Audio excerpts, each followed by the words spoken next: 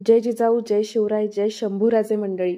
आपल्या सर्वांच्या आयुष्यामध्ये एक असं हक्काचं ऊर्जास्थान असतं जिथे गेल्यानंतर आपण आपलं सर्व दुःख सांडतो आणि पुन्हा एक नवी उमेद, नवीन ऊर्जा घेऊन जीवनामध्ये वाटचाल करतो. आळंदी, रायगड, वडूबुद्रुक ही माझ्या आयुष्यातली ऊर्जास्थानं, जिथे शून्यावर आलेला माझा प्रवास पुन्हा सुरू होतो.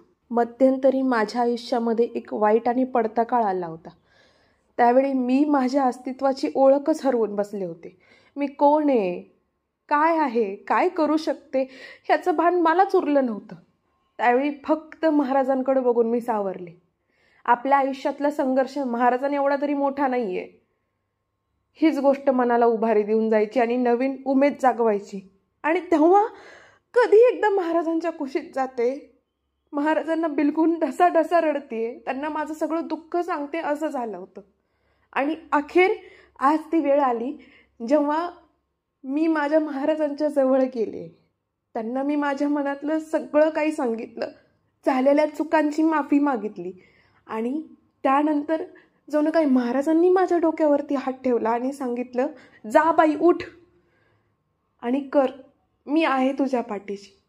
जेव्हा जेव्हा मी इथे जाते तेव्हा तेव्हा मला हाच दिलासा मिळतो.